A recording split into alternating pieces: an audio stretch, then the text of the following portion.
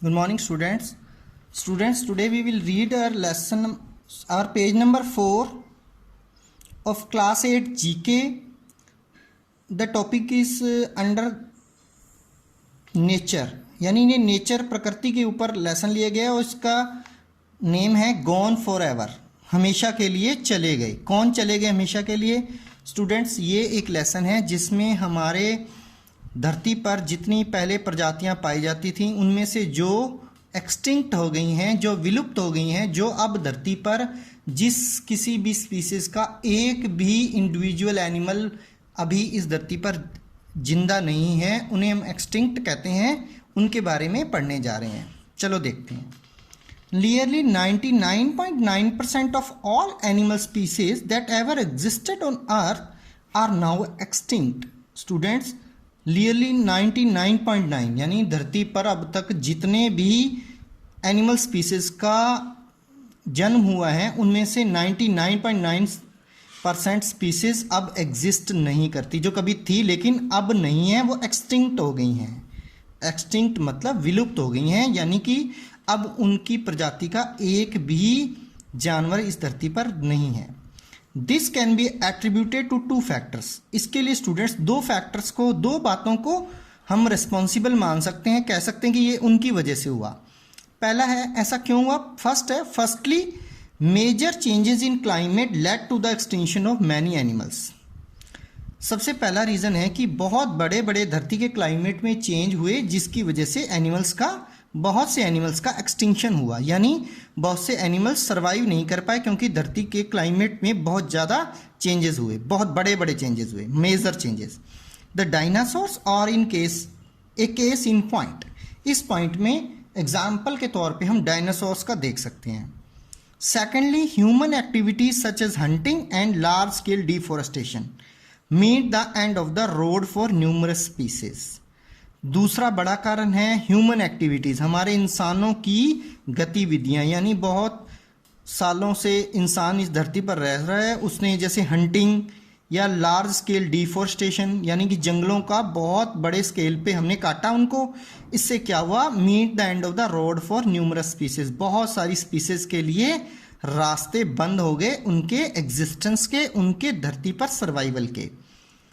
The dodo belongs to this category. अब इस वजह से जो जानवर खत्म हुआ है उनमें से एक एग्जाम्पल है डोडो।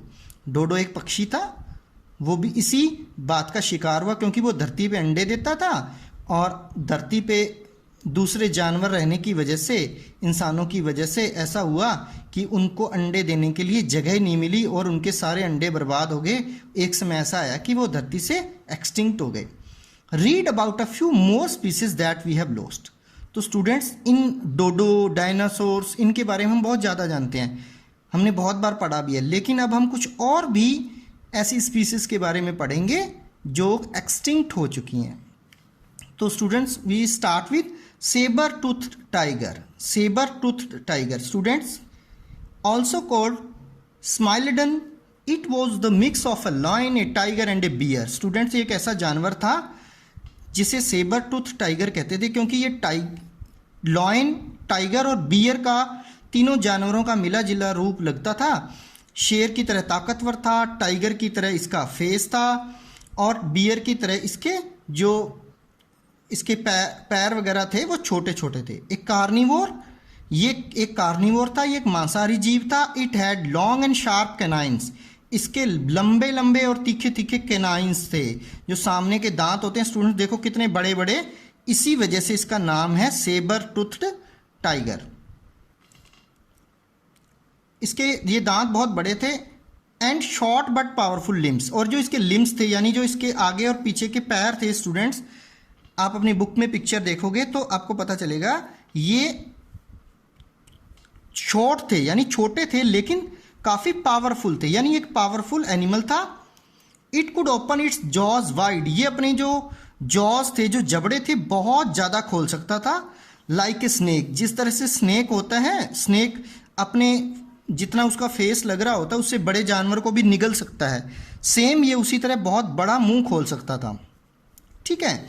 It generally hunted large slow moving animals, ये आमतौर पर बड़े बड़े जानवरों का शिकार करता था जो स्लो मूविंग होते थे, यानी जो धीरे धीरे चलते थे, उनको ये शिकार करता था, मारकर खाता था। तो स्टूडेंट्स ये अब इस धरती पर नहीं है, ये एक्सटिंक्ट हो चुका है। इसके बाद नंबर 2 पे आता है आयरिश एल्क। आयरिश एल्क क्या एल्क एक हिरन की ही प्रजाति होती है, जैसे बड़े डियर होते हैं उस तरह का, also known as Irish deer और जायंट डियर। स्टूडेंट देखो इसका नाम है आयरिश, यानी ये आयरलैंड से रिलेटेड है, आयरिश डियर और giant deer. It was much larger than any existing species of deer. ये अब जो डियर की कोई भी प्रजाति है उसमें से सबसे बड़ा था और काफ़ी बड़ा था उनसे। It was nearly 7 feet tall and could weigh up to 700 kilograms, यानी ये 7 फीट तक ऊंचा और 700 किलोग्राम तक भारी हो सकता था। In keeping with its overall size it had huge antlers. अब इसके साइज को और कौन बढ़ा देता था, इसके जो एंटलर्स थे, जो इसके सींग थे, वो बहुत बड़े बड़े होते थे। आप यहाँ पिक्चर देखोगे तो आप देख पाओगे ये कितने बड़े बड़े हैं, तो यानी ये और बहुत बड़ा लगता था। ठीक है स्टूडेंट्स, तो ये आयरिश एल्क भी अब इस धरती पर नहीं है।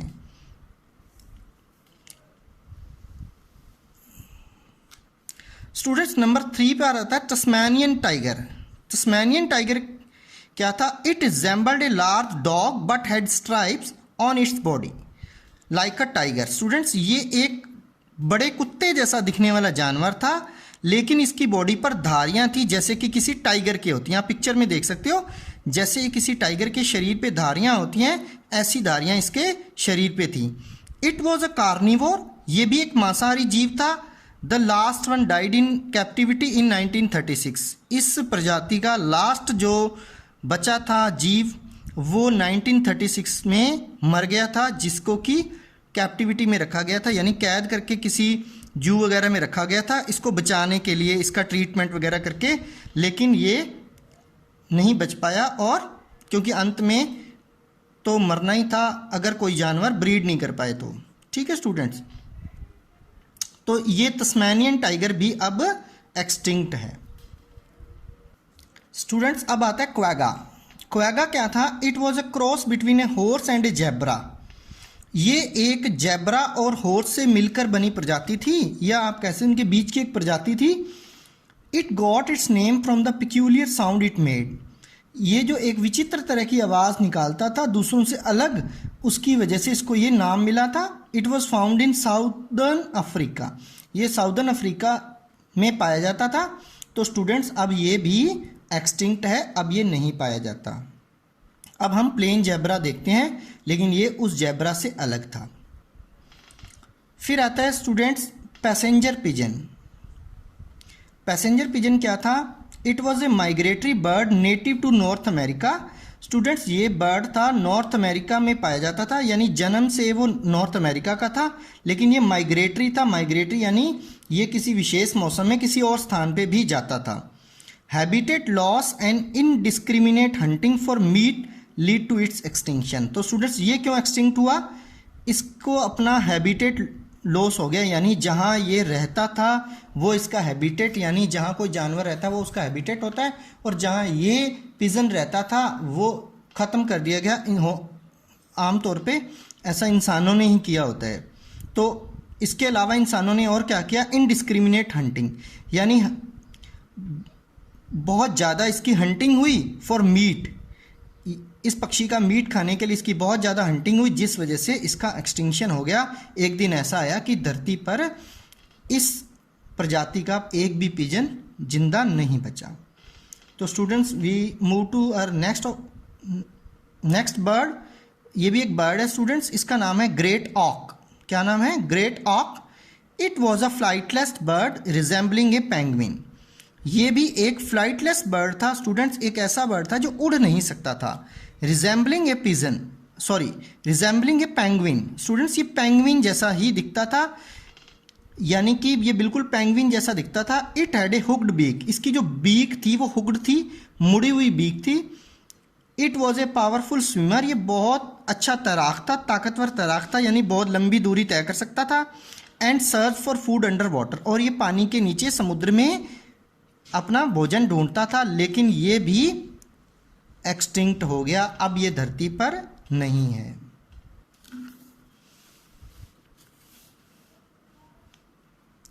स्टूडेंट्स, अब बारी आती है वूली मैमथ की। वूली मैमथ, जैसा कि इसका नाम दिखाता है, वूली यानी इसके शरीर पे बहुत सी वूल थी यानी फर था। नाम इसका मैमथ, ये बहुत बड़ा था, हाथी जैसा जीव था। लेकिन स्टूडेंट्स, आज हम मैमथ शब्द का किसी बड़ी चीज़ के लिए करते हैं यूज़। इस शब्द का प्रयोग इंग्लिश में बड़ी किसी चीज़ के लिए करते हैं। जैसे कि क्रिकेट के मैच में अगर कोई बहुत बड़ा स्कोर बना देती है तो कहते हैं, कमेंटेटर्स कहते हैं कि that India has made mammoth total. It resembled an elephant, ये एलिफेंट जैसा दिखता था, रिजेंबल करता था यानी हाथी जैसा लगता था। It had very long curve tusks, जो इसके टस्क थे, जो जैसे हाथी के दांत होते हैं, इसके बहुत बड़े बड़े होते थे और मुड़े हुए होते थे, जैसे कर्व बहुत ज़्यादा होता था। ए शॉर्ट टेल, इसकी पूंछ छोटी होती थी। एंड वॉज कवर्ड विथ फर, और ये पूरा फर से कवर्ड होता था, जैसा कि आप पिक्चर में देख पा रहे हो। It lived in the Arctic, इसके फर से कवर होने का रीज़न था कि ये आर्कटिक में रहता था, यानी आर्कटिक में आपको पता है स्टूडेंट्स बहुत ठंड होती है, बर्फ़ होती है, तो ये वहाँ पाया जाता था। लेकिन समय के साथ ये भी विलुप्त हो गया, ये भी एक्सटिंक्ट हो गया, अब ये धरती पर नहीं है।